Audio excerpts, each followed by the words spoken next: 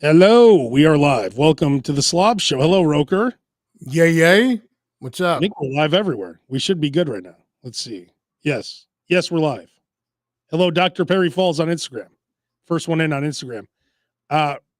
So Roker, the World Series is going on right now. And Yes. it's 5-5 right now. Oh, So the Yankees were winning big and the Dodgers came back. You know what's funny? You saw that asshole, right? The interference guy. the one who caught or tried to take the ball out of Mookie Betts' glove in yesterday's Tried. game. He didn't try. He did it. No, but like literally, like, if you haven't seen it, go online and look at it. Like literally, Mookie Betts goes over, foul ball into the crowd, catches it, and this guy literally is wrestling the ball out of his glove. And then the other guy grabbed his other hand. It was very. I don't know why there's not more of an uproar about this. Well, it's everywhere. It's not as everywhere. It's not. People are talking about it, but people aren't talking about how uncivilized this is. Well, it's the opposite, which I thought I want to bring this up because I thought it was kind of messed up. I was saying today, this guy is the male Hawk Tua. Like this guy, I promise you, he was already at like Barstool today. He was doing interviews. Everyone at Yankee Stadium was wearing T-shirts that said, "Don't come in our house," with that guy's face on it. This is crazy. This guy who interfered I promise you, in the next 3 months, he'll be a millionaire. He will have. If it happens at Yankee Stadium, right? Like Jeffrey Mayer 20 years ago, the kid that actually reached out into the field of play and brought a home run, pulled a home run out like a Jeter, went over the fence with his glove into the field of play and caught the ball, and it got called a home run for the Yankees. Hero. If it were to happen at Sox Park, we'd be the lowest form of scum. Oh yeah, in the country. Exactly. But this guy, I'm telling you, Yankees and it's New York, everybody loves it. I'm telling you, this guy is going to make $1 million, which is crazy. He's going to have a podcast. Did you see he's friends with Gronk? Well, every asshole has a podcast. But did you see exactly like us? Did you see though that he's friends with Gronk? Did you catch that? No, I didn't catch that. But this is hilarious. It's so random. Of course, listen to this. Gronk, of course, knows this guy. This is actually the first time I'm seeing this live. Okay. And here's a little fun fact. That guy right there grabbing Mookie Betts' glove Don't tell me you know was him. my friend in college. Gronk, stop it, right? Of course. He was on the ice hockey team, the club Arizona Wildcats team, ice hockey team. And let me tell you, the whole hockey team, they were absolute maniacs. They were undescribable, just how wild. Animals. Yes, he is all in for the Yankees. I remember him talking about the Yankees all the time, how he loves them so much, and that describes him perfectly. Just doing whatever it takes to help his team out. But he's a beauty. Okay, he is a beauty. Okay, I just want to say congratulations for shining when your moment came. This is Gronk. Can you imagine if someone jumped on the field and grabbed Gronk's arm when he was trying to score a touchdown? Right. That's the problem. Because exactly. Kevin Gumball O'Malley just said he retired Bartman. Bartman was the complete opposite. Bartman just tried to catch a ball and he became vilified. This guy actually did something horrible and people love him. It's crazy. So Bartman, if people remember, and it was a while ago now, and I was at that game, by the way. And so this was the game the Cubs were 5 outs away from making it to the World Series. Mark Pryor, the pitching coach for the Los Angeles Dodgers now, by the way. Mark Pryor was on the mound for the Cubs, 1 out, and then a foul ball into the stands at Wrigley. And Bartman tries to catch the foul ball, but Moises Alou, for the first time in his life, actually tried to catch a ball and went into the stands to grab it. And basically Bartman kept him from grabbing the ball when Alou went into the stands. Not really, though. The Bartman thing, there were 10 people who all put their hands towards No, that ball. right. I mean, but it happened to be, as a matter of fact, and we talked about this on our show on the game with John Taffer, because the guy next to him owned one of the bars. I can't think of the name of it now in Chicago, and ended up getting bar rescued. It was and he was one of the assholes talking shit about Bartman, but when you look at the replay, he was like going right towards it. But it could have easily been him, right? It was because everyone was going for that ball.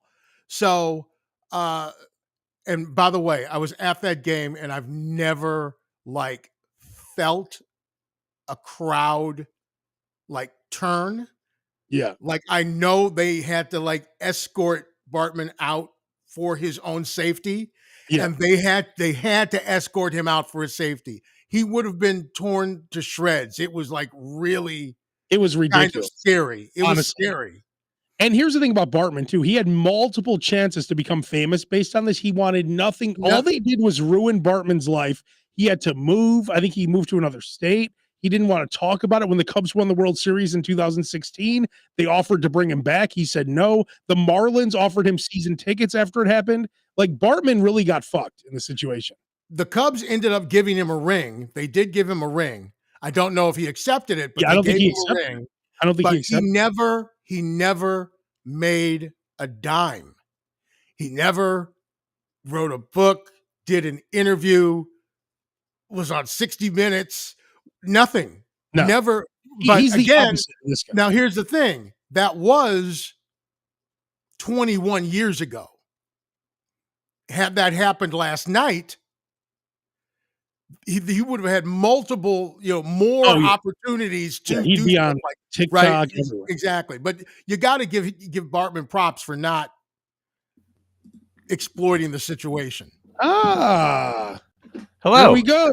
The slob of the week is none other than the man who's done 1,000 episodes of his podcast, Cark and Carne. We were just talking about Steve Bartman. This is the legend, James Van Osdale. What up, James? And our boy. And your boy. What a distinct honor to be slob of the week. I've never been more proud. We are honored.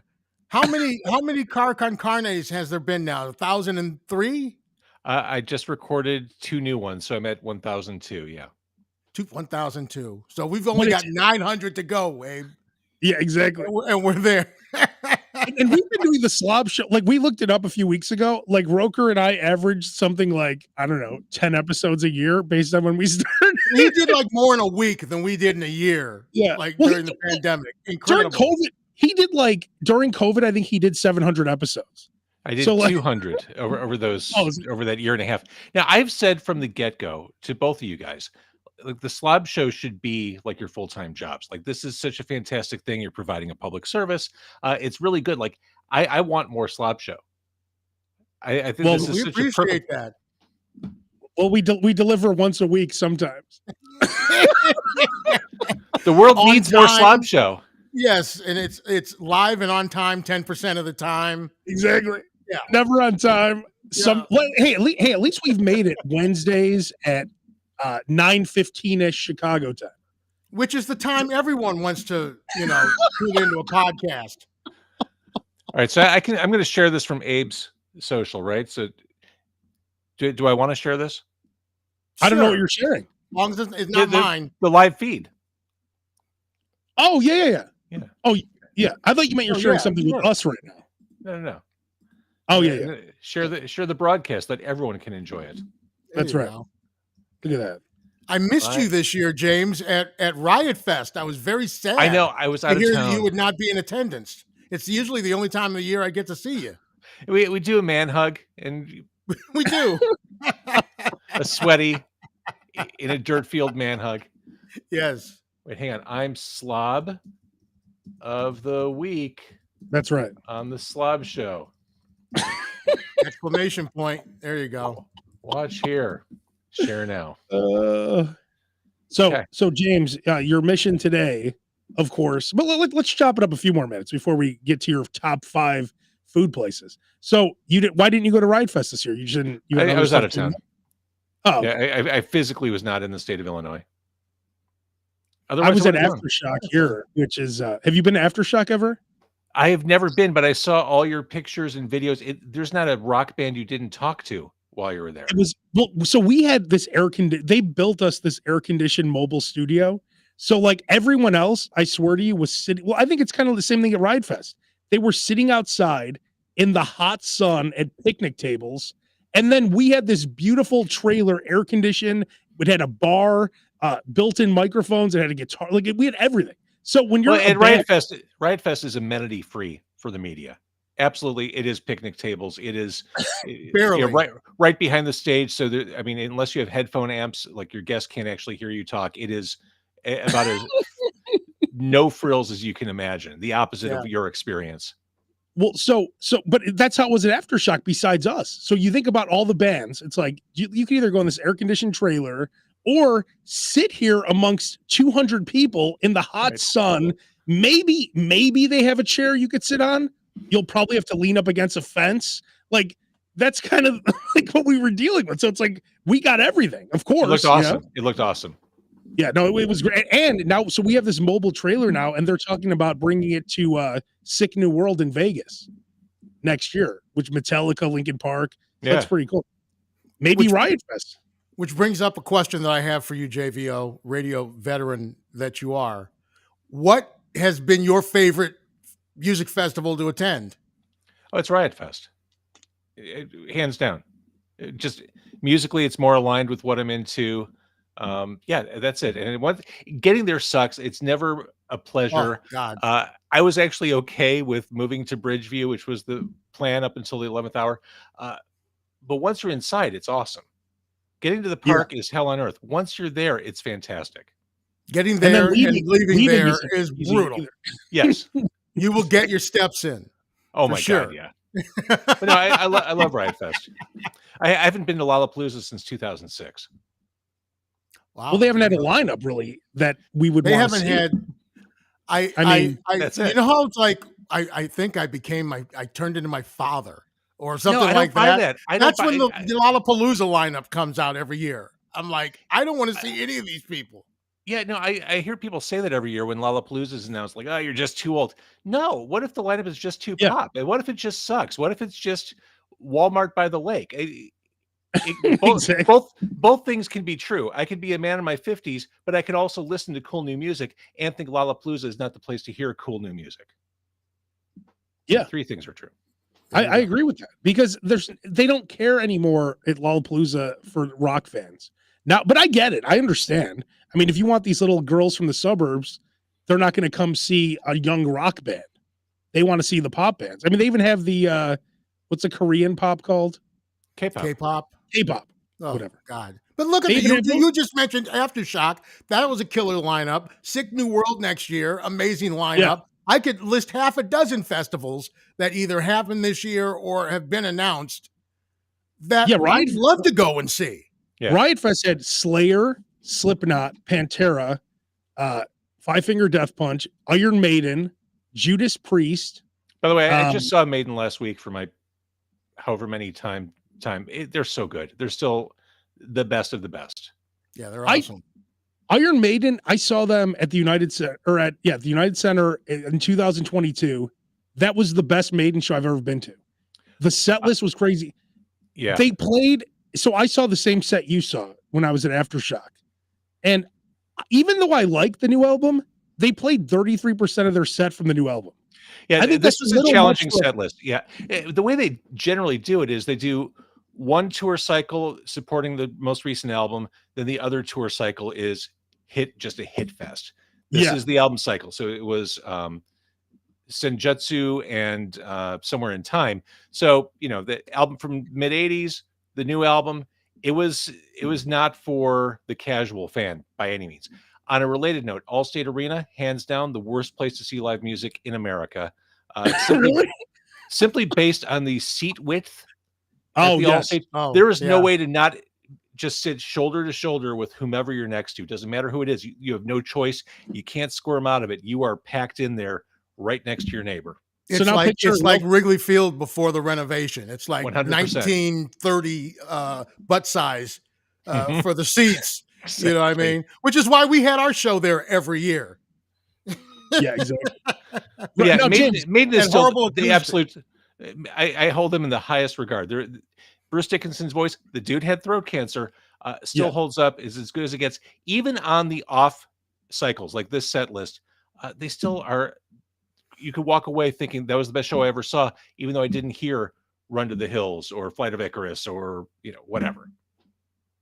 That's the thing. It's like when I feel like if you play a festival, though, you should like they're playing the same. Even Motley Crue played Aftershock. They're playing the same set list, whether they're at the Whiskey or they're at Aftershock. Right. Like you're at the Whiskey, you play deep cuts. Like you have your 300 hardcore fans. Like I saw Metallica at the Metro. They played a different set list. They played like that. What year was that? The year like a couple years ago. Yeah, they played the Metro.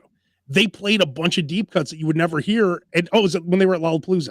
So then at Lollapalooza, it was a completely different set list. When you play a festival, I feel like you have to play more hits. I generally agree with that. Maiden is I swear to God, they're the only band that breaks that rule and can get away with it.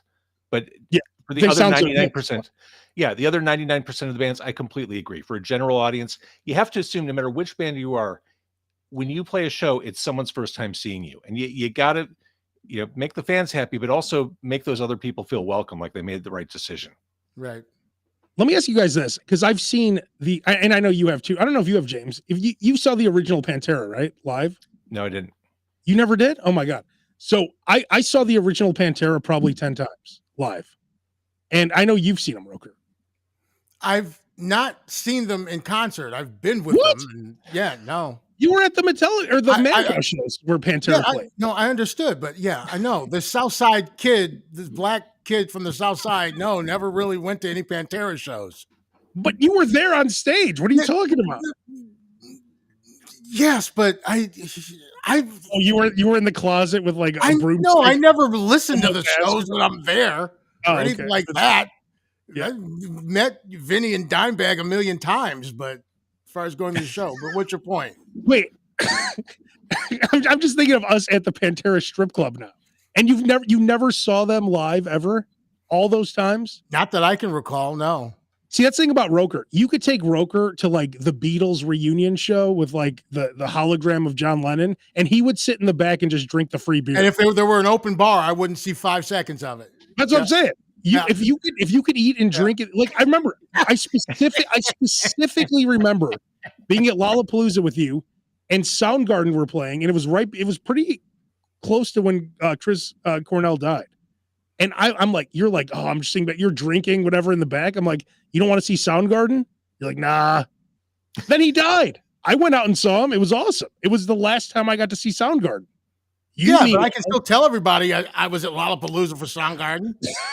And I was. You didn't see him. I was there, man. I was there. And Abe, you're talking about Lollapalooza. What a proud moment. I was at the venue where I was able to see Chris Cornell on a monitor because I was too fucking far away from the actual stage to see him perform. Like, oh, great. I mean, the people who watched on Hulu had the same experience. That's true. But in this case, they had the media area where I walked right in front of the stage almost, because you come out of that media area and you were right by the stage. So in this case, I did get to see him. That's another thing about media. Going back to Riot Fest, Roker, you've seen this at Riot Fest. They let anyone back there. Anyone who's published a word on the internet is a media person. I'm always astonished. There was a dude back there who, this was like 2 years ago, who wrote a book. It wasn't, I can't even say he wrote a book. He created a book of music-related crossword puzzles. And that was his media credential. He had a crossword puzzle book. And I'll never forget this. I was talking to Scott Lucas of Local H. This is in the media area. And this guy walks up to us and interrupts. He looks at Scott and says, "Are you someone famous?" And Scott's like, "Nah, man, no." He's like, No. You look like a rock star. Are you sure you're not someone famous? And Scott's like, "No, dude. Sorry." I'm like, "Hang on. He's just a little modest. Have you ever heard of Eve 6?" And to this day, I don't think Scott's quite forgiven me for that. Yeah. And that's a problem too, because then we all get lumped in with the crossword puzzle guy. Exactly. Yep. So now then when you do 3 or 4 of the crossword puzzle interviews, you're like, fuck these losers, right? You're back here. And then when someone wants to do a real interview, now they'll treat you like shit because they're used to those other crossword puzzle guys. 100%. And I'm there, to be fair, I'm doing like 10 to 12 interviews over the course of a weekend. I'm hustling. If I'm not recording an interview, I'm editing video or editing audio. And inevitably, the crossword puzzle guys always want to make small talk. As I'm doing that, I'm like, Exactly. bro, I'm here to work. I'm, cool. I'm glad you got your free Red Bull, but fuck off. I'm trying to get stuff done here. We're trying to keep the standard up. That's right. For everyone. No, seriously, because we're hopefully the artist can walk away from one of our interviews not feeling like they just got interviewed by the crossword puzzle guy and that it's worthwhile to still do these things. Yes, exactly. The crossword puzzle guy. Before we get to James' top 5 food spots, because he's done 1,000 episodes of Car Con Carne. A lot of them aren't food related, but you've had a lot of food. I posted a thing on the SLOB Show Facebook group. Did you guys see a guy cuts a burrito like this way? Instead of in half, he cuts it right down the middle, like long ways. And they said that's the proper way to eat a burrito. And then Roker, your wife Claire, chimed in and she said, yes, that's the way you should eat a burrito, but you have to make sure it's crispy. Have you guys ever heard of this? I've never seen that done. And I actually had a burrito for dinner tonight, but didn't see that video until after I had eaten the burrito. That's probably why she made it, so that you could cut it that way. So yeah, cut it. So this guy's saying cut it down the middle, and then you can dunk it in the sauce and eat it like a pita. Exactly. Kinda. That makes me want to get a burrito tonight. That's the thing about California. Doesn't that outside your house sell burritos? Yeah, exactly. James, this is the kind of breaking news that people turn to the SLOB Show for. This is why people breaking news. Yes, this is breaking. Go ahead, James. It's the longest he's waited ever to play that sounder ever. Just happy to give you the trigger for that. Yeah. This is the SLOB Show difference. This is what sets you apart. the burrito coverage. That's the awesome thing about California, James. There's just a dude set up like right by my work. They just make burritos. They have the al pastor, the spit out there. It's delicious. And the funny part is they're in front of 2 Mexican restaurants. Like, how pissed off would you be if you were in those like they're paying rent? It's like a spite store. Exactly. Like Larry David Spite store. That's exactly what it's like. But wouldn't you be pissed off if you have these guys just on the street and you have a real restaurant, like literally in front? That happened in Chicago. You might remember a couple of years ago, there was a big to-do about food trucks in the city, and the Illinois Restaurant Association fought tooth and nail to keep food trucks off the streets in downtown Chicago and in the Loop because it was direct competition with the brick and mortars that they were parked in front of. There was a big issue between independent restaurant owners, food trucks, and the government. Basically, it's really not fair, honestly, because you pay so much money to have that real estate downtown, and then just some guy could just park in front of your restaurant. That doesn't seem fair. It's like someone doing a podcast and being more interesting than what's on terrestrial radio. Exactly. That's not fair either. All right, let's get to it. The James Van Osdell top 5. Now, is this going to be your top 5 of all time, current? What are we looking at? To clarify, you kind of said it. I'm not a foodie. Roker is a foodie. I'm not a foodie. I like food, just like the people in the SLOB Show group, the people who watch. So these are just places I like. They're pretty traditional places. The guy who had on last week actually said one I would have said, the Fish Keg in Evanston, which is awesome. It's like, that was Corey. And Corey mentioned, he goes, oh, that's one of my idols, James Van Osdell. Did you catch that? Missed that. I missed that, but he talked about Fish Keg, which is great, which is like Hagen's on the Northwest side. I love that kind of stuff. Everyone's got their kind of fish, whether or not it's Lawrence's or it's, Lawrence's is great too. Love the cocktail. So, sweet baby Jesus, it's Base. Just in time. That's right. Good to see you guys. Good to see you guys too. Damn. Hey, Base, I noticed you shaved your beard off. Do you do it just for the SLOB Show today? No, I for a Halloween costume. I was just gonna say Halloween. What are you dressing up with? I decided to shave half my face off and the head and everything, and I was just the left side, this side right here. I had my beard and everything, and then I had to go to a funeral yesterday and had to Oh make my the God. decision Wow. to take it all off because I thought it might be a little bit insulting. So That's Just a put bad on a time for mask. Just put on a mask. I would not have asked, but Put you on would a still COVID mask. see this all side of it. And I was like, I'll just shave the whole thing off. That's an easy Base, you compromise. got here just in time for JVO's top 5. He actually started with that place Corey mentioned last week. James, how are you? Lovely to see you, Base. So wait, did you really say what your costume's going to be? It was just supposed to be a Two-Face. That's it. It wasn't really like he left half his beard on, and then he was going to wear like. Oh no, I did half the beard, half the unshaved head. That was just the way I So wanted it. it's a character of your own creation, is what you're saying. And radio people we've worked with before. Sure. See, what people don't understand is that when you're a big guy, you're limited Yes. to what you can do for a Halloween costume. Well, I It's saw Roker. not like you Roker go was to the CeeLo Halloween here. costume store and pick something up. Yes, I went for CeeLo for the 15th straight year Yeah. Also, in a when row. you are- Yes, I did. also, when you're a dad, your tolerance level for anything costume already goes down. And I've done the whole you wear a mask thing. But whenever you wear a mask within 5 minutes of being at any Halloween party, you want to take that thing off. Oh my God, Yeah. look at that CeeLo. This is Roker. Now Roker. You gotta do it, man. Now I dressed up. I don't know, 15 years ago, and went somewhere with Roker. He was wearing the same costume, and Roker doesn't care that CeeLo's been accused of rape. And, like it doesn't. CeeLo has been canceled now for 10 years. You couldn't care less because you know this is your best costume. It's it. That's it. And the sucky part is, I don't know if you can see this. Some of the tattoos I still This is can't get off. This is next year's I don't costume. know if you can see Steel? this. There's still some tattoos on here Oh, that I can't get off. Roker, can I ask you a question? Yeah. Why do you feel when you dress up like CeeLo? Yeah. No one knows that he has tattoos on his chest. No, like every time you wear it, I'm like, what? Why? I'm like, what? I commit. It's the detail. I know it's there. I But feel wait. like I'm at a prison visitation. I'm watching Roker slowly undress across the screen from me. Like, are they treating me well? Everything okay?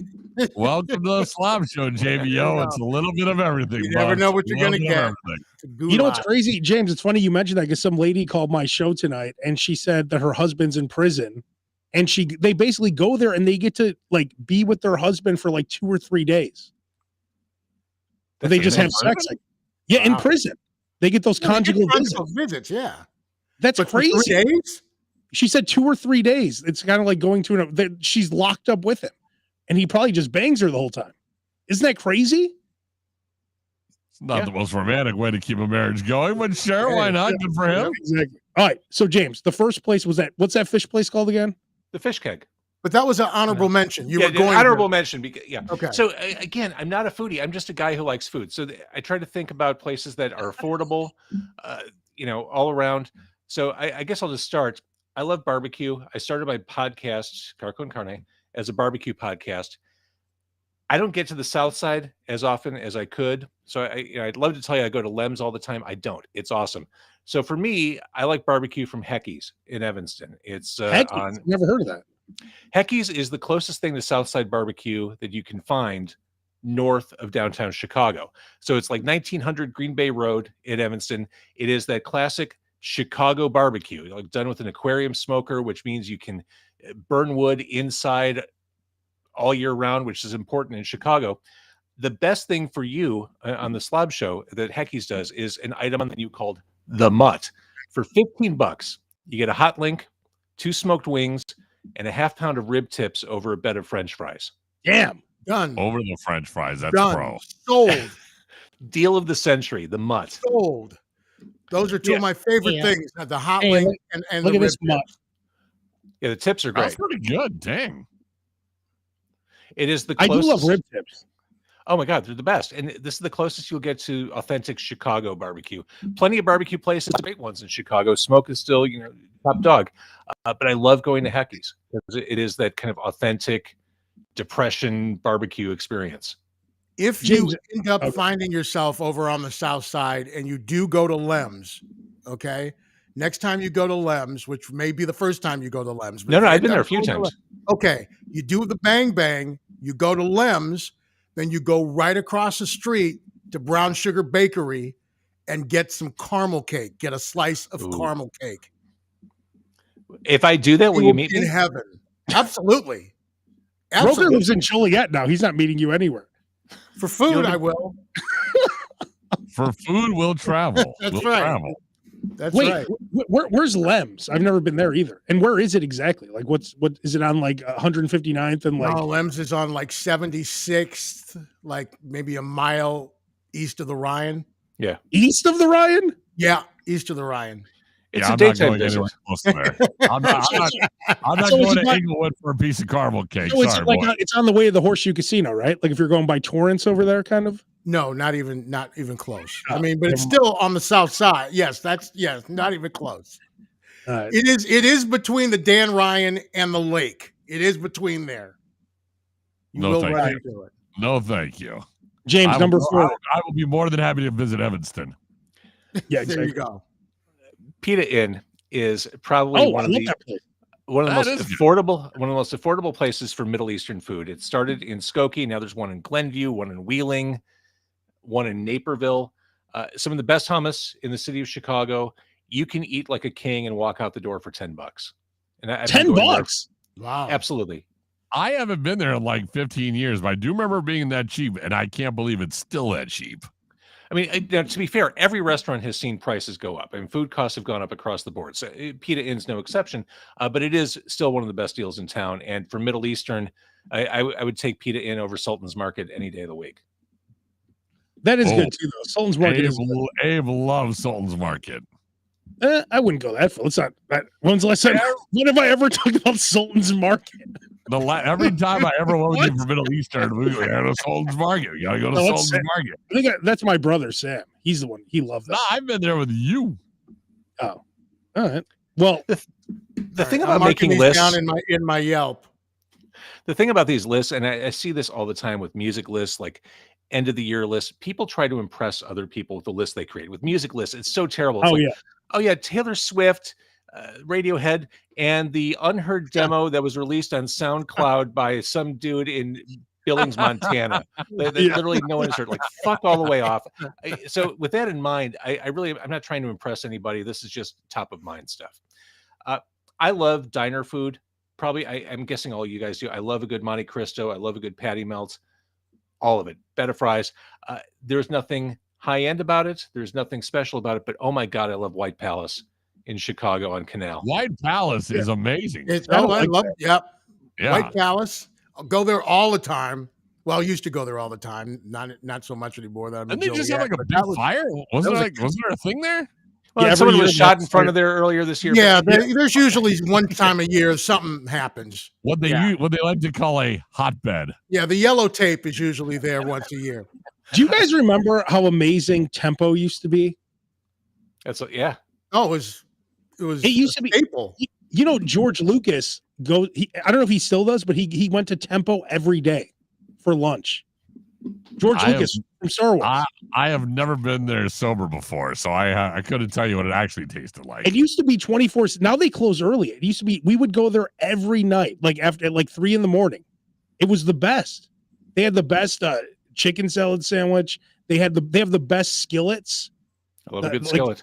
Yeah. Delicious. By the way, for future reference, you don't need to tell us who George Lucas is. I didn't know. George Lucas from Star Wars. No one reacted. There's only a few names you can drop that we just all know.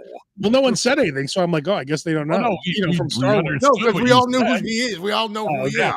Sorry, Right. next time we'll go George Lucas. You should have said, whoa, look here, Roker, say it. I'll show you what you should have done. Okay. Barack George Obama Lucas. from the White House. You know, George Lucas used to go to Tempo every day for lunch. What? Yeah, That's George racist. Lucas. You know, from Star Wars? Yeah. Okay. No, you should have been more excited. All right, James, what's sorry. number 3 on the list? From American. Something I'm sure you probably already Tortini? discussed this place. Johnny's is my favorite, hands down, Italian beef in the greater metro delicious. area. Yeah, I mean, And I'm sure we Elmwood talked about it to death. The only problem with Johnny's, and speaking of prices that haven't really changed through the years, I mean, the menu hasn't changed. It's two things. It's sausage, beef, or Italian ice. It is the messiest food to eat in a car or at an outside table, but you have no choice. You are committed to au jus on your clothing, on your forearms. There's just no way around it. Having that giardiniera drip down your chest. James, when was the last time you went to Johnny's? Probably a month ago. Okay, because they have the 10-inch beef sandwich now. I'm a combo guy. I that's the way to go. I'm a combo guy too. I always get combos.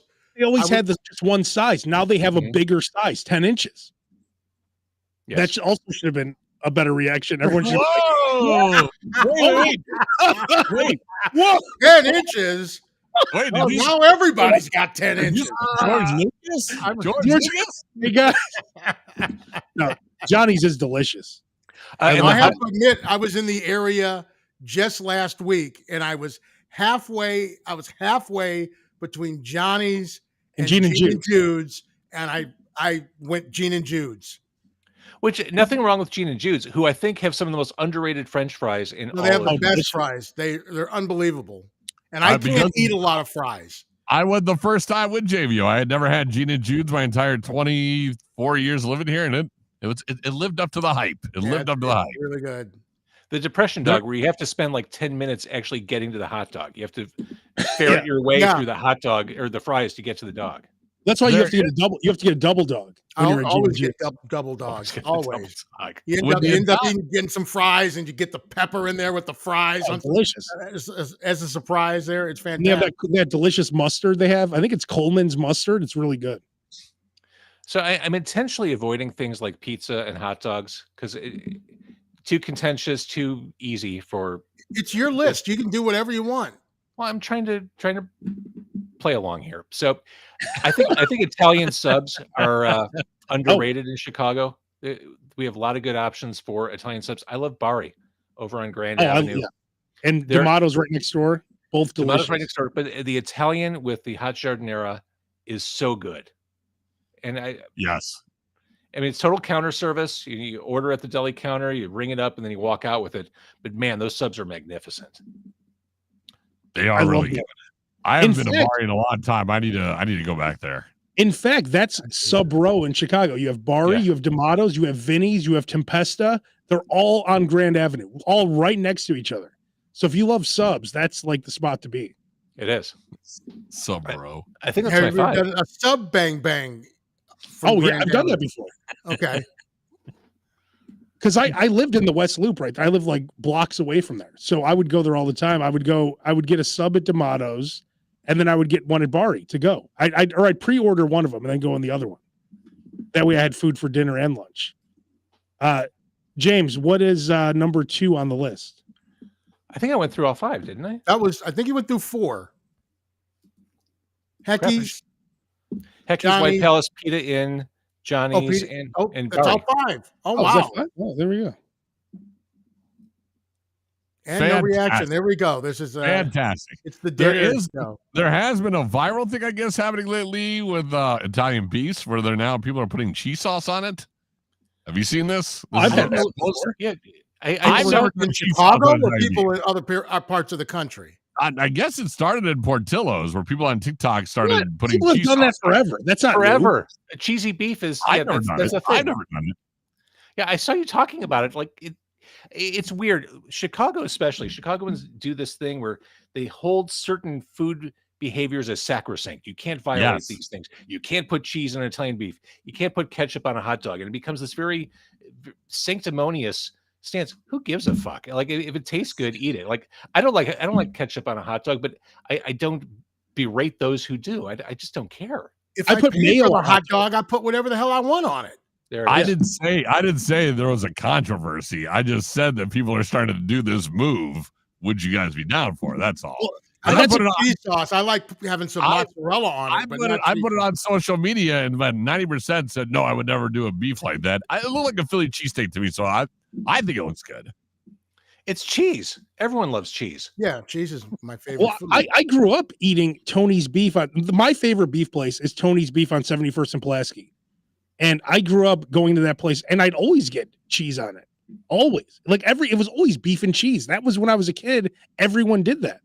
Was So it cheese sauce or was it either one? actual You could cheese? get I would get the cheese sauce, but you could get mozzarella. You could get the cheese sauce, but I would get the cheese sauce. I would get giardiniera, and then I would get this continental sauce, which is like it's this mayo-y, mustardy stuff, and it was just like dripping, and that's my favorite beef sandwich. Does anybody get red sauce with their Italian beef, or do you go combo. with the au jus? If I do a combo of the beef and the sausage, I'll do the red sauce with the mozzarella and the sweet and hot peppers. You, James, you do the red? I don't like the red. Not that often. I don't mind it. I think I just don't like red sauce in general. Like that. Number one, it gives me heartburn. It's the only thing that gives me heartburn, and it's just not good. Like Everything else gives you the shits. That gives you heartburn.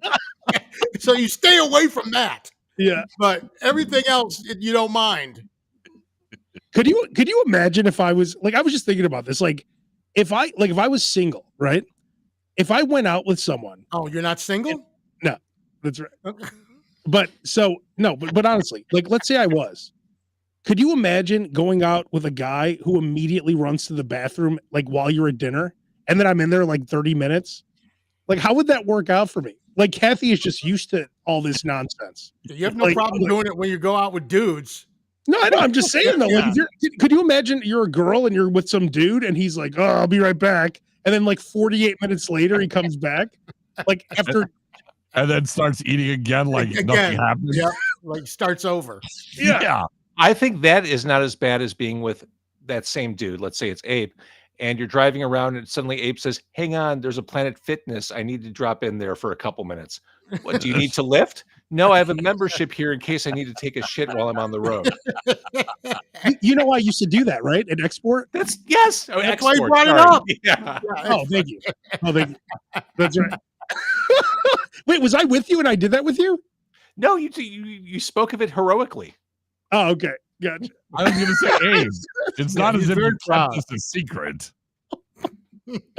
That's the main reason why I went to Export, because they had so many locations and many times. And it was like, 2 a.m. we'd be leaving the leg room or something. And I'm like, hey, do you like James? How old is your son now? 22. Does he go to like clubs and stuff like that? God, no, not his thing at all. No. Wait a minute, the son that we went to the VFW Hall wrestling with is 22? Yeah, how about that? Oh my God. Huh? That was a good night though. But do kids go out to like clubs and stuff? I'm sure they do. I'm sure the answer is yes. But I talked to a lot of like brewery owners and restaurant owners, and they're definitely seeing a significant decline in alcohol consumption. Maybe it's because weed's legal or whatever, but booze consumption is absolutely on the decline. Also, you're seeing the rise of NA beer, which is taking the place of alcohol for a lot of people. It's interesting. It's very different. I'm sure they do go to clubs, but I think their consumption behaviors are very different from what we remember. Yeah, because I feel like kids today, they more just go out to like eat or something, right? Or like more of a sit down bar, and I guess maybe they drink and eat or something. Because like when I was young, we would go to like clubs. Remember, Broker? I know you know. I don't drink and eat. I drink or I eat. That's not a thing, something you do together. I never can understand when people like get Chinese food and then drink alcohol with it. That sounds like a recipe for disaster. It's but like that was I also. I was going to say that was also like the early 2000s when clubs were a real thing. It's like asking somebody from the 70s. It's like asking someone from the 70s if they go to a disco. Like that was the thing in the early 2000s. I mean, I remember Bass and I were at the Crowbar, and Brian Urlacher comes by with no shirt on. Remember that, Bass? He's with 2 girls, no shirt on, and then like Johnny Drama from Entourage was there. Like it was crazy. It was really weird. It was would go every Sunday. Do you guys remember every Sunday night the leg room? All the Bears were in there. They were all bartending. Yep. Yeah. Like, I'm just wondering what the scene is these days. Like I don't know what people do. Shout out to Teddy for getting us in there. No cover charge or anything. Oh, that was awesome. Yeah. That was awesome. That was great when you would know the guy at the door. Does that matter anymore? Knowing a guy at the door? Are there still? I think it matters in all aspects of life. You got to know someone to be happy. That is true. Like James and I, we went to see David Spade at the Vic, and I'm like, oh, he goes, hey, I know someone, like it's nice to know someone. Oh, wait a minute. So whenever you bust my ass about professional courtesy all the damn time. That's a little bit different. Bust my ass on that all the time. When Bass is like, oh, I know a guy. Yo, Bass is the greatest. Well, He's hang on. Greatest. Let me explain the difference. Here's the difference. Yeah, explain the difference. James knows a guy means he'll put in a call beforehand and say, hey, can I get whatever? And they say, sure, here. Wait, which by the way, I almost never do. I hate doing that. That's not who I am. I just to be clear, I don't like doing that. Oh yeah. But I'm just saying I'm already laughing at the wind-up of this entire breakdown. But there's a difference between I've known people before. I'll be like, hey, can I have whatever? And they're like, sure, whatever. That's beforehand, it's all set up. Professional courtesy is when Roker goes to a bar, walks to the front of the line, and pulls out like a business card that he made on his computer and says, no, I've never done that. It's always you guys do professional courtesy? And they're like, legit. And they're like, what the fuck is professional courtesy? And you're like, that's where you let me in for free, basically. I don't know what it means. You never hit the shots you don't take. Right? It's true. It's true, but it's so good. But when you say professional courtesy, it just means let me in for free. Because you work in a completely different profession, radio. Like, what does that have to do with a bar? It's professional courtesy. But why? What does that mean? It's professional courtesy. There you go.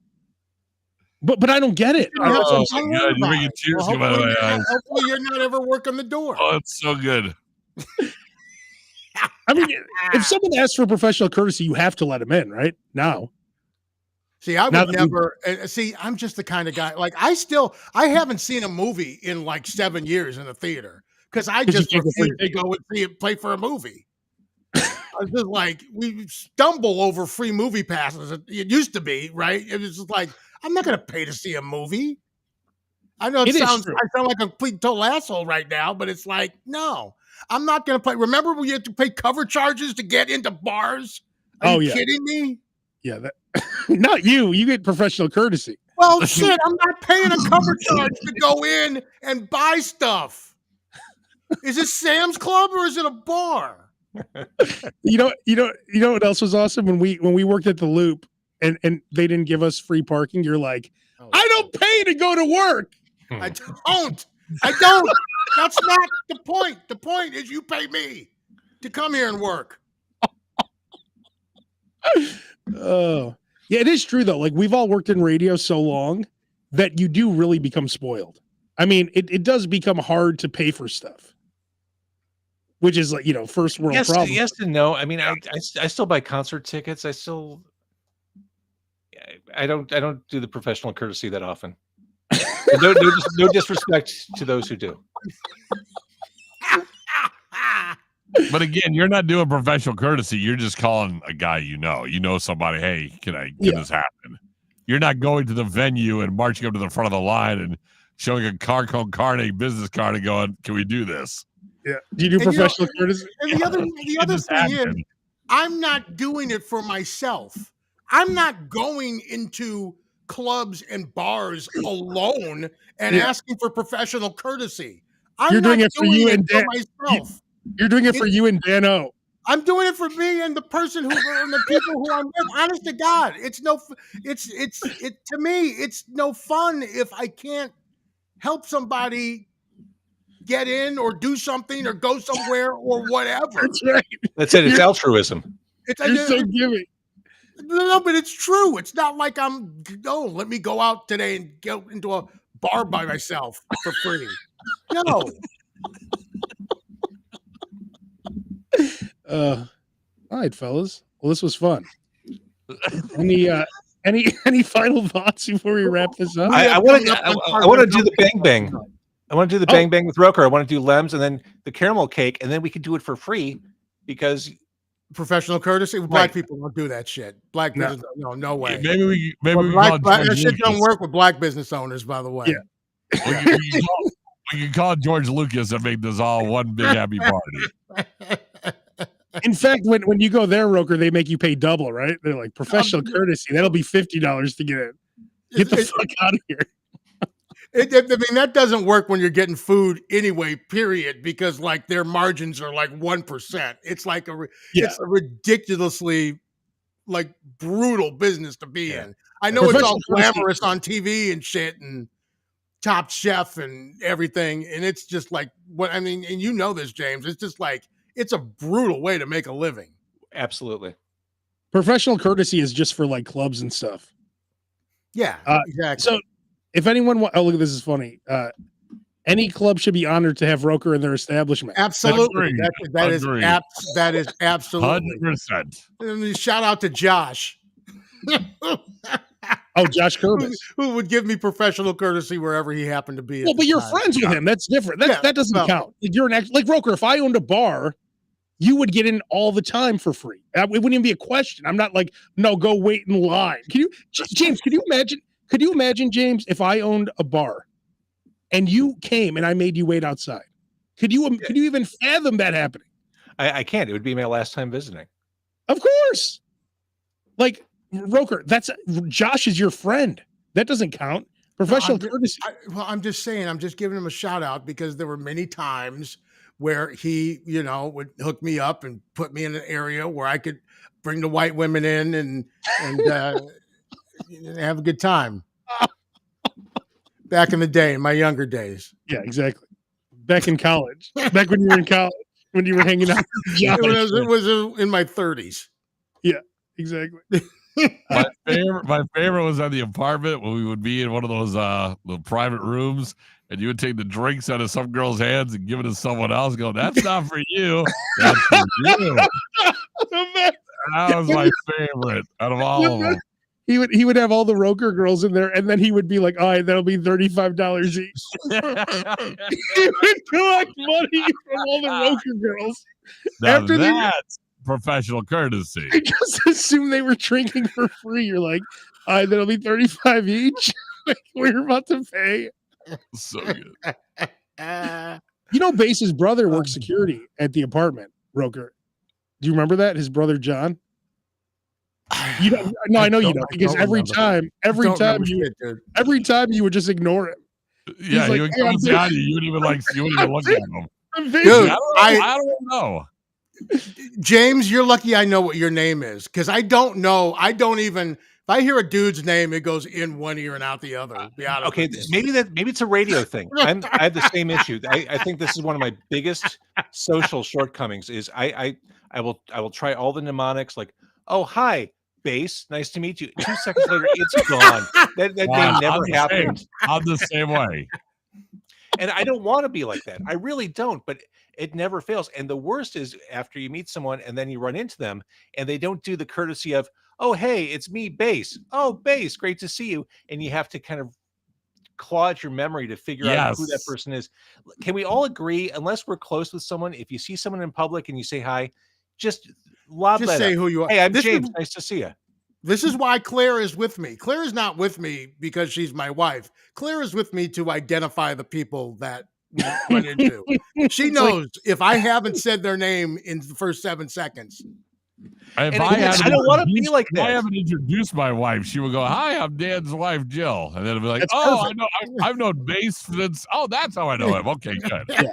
Well, that's what you should do. If you have someone with you, you have to tell them, "Hey, when I see someone, can you introduce yourself?" Yeah, and then if they don't, but they still don't say their name sometimes. Like they just assume everyone, like, "Oh, hi, I'm Jill." Basically, like, "Oh, hey, how you doing?" Jill, nice to meet you. Yeah, I've heard a lot about you. Anyway. But then Jill has to say, "And what's your name?" And then they'll say the name, and as they're saying it, they'll be like, "John." I'll be like, "It's John." And then I'll forget. And then I'll forget 10 minutes later. Yep, exactly. I ran into a dude. This is about a year ago. He's like, "Hey, James, how you doing?" I'm like, "Hey, how are you? Great to see you." He's like, "Do you remember me?" I'm like, "I'm so sorry. I can't place you." Dude, I was in your car. Now, again, as previously established at the beginning of this episode, I've done 1,000 of these fucking things. Right. With complete strangers 75% of the time. Like, I still don't. He's like, "Oh, okay." And didn't tell me his name after all that. Wow. You got to give it up. But what if he was in your car for some other reason? Like, "Oh, I did that oil change," or something. Like, he didn't even really explain it. Like, we don't even know exactly why he was in your car. Fair. So if you want to check out James, Car Con Carne is a great podcast, 1,002 episodes, which is unbelievable. Very cool. It's just stubborn tenacity. And you've been doing that for what, 13 years? No, going on 11.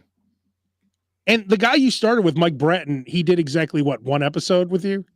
Is that what it was? Well, no, it was. I think it was like 36. I actually broke all this down. I did an infographic about. I saw that. Yeah. Awesome. I'm like, well, again, 36. something that I would have never even had the numbers to even do. Like, I started keeping track about a year and a half in. I'm like, I better start organizing my thoughts and what happened, when, and where, and dates, and all that. Do you ever bring him back on as the guy who started with you? Do you ever have him come on? I had him come on once during the pandemic, and for either my 800th or 900th show when I had a whole bunch of people on. Because I think I've made like 4 appearances. We've all, yeah. I mean, I've done shows with all you guys, and I think we're overdue to do another one. Yes, we should do a real one in the car, like an actual. Oh yeah, no, yes, I only want to do in-person stuff. Is that what you're doing now? Just all in person now? Yeah, I mean, for me, it makes more sense. I mean, for you, Abe, and for what you're doing here, virtual makes sense. But for me, I'd much rather be in person, have it that kind of relaxed in the car, just shooting the shit. That feels more comfortable for me. Also, after doing a year and a half of nonstop Zoom interviews, I'm done. Like, I think I have PTSD from doing all that. What was the one you and I did? Was it at Maxwell Street where I brought the roll of paper towels? I learned a lot about you that day.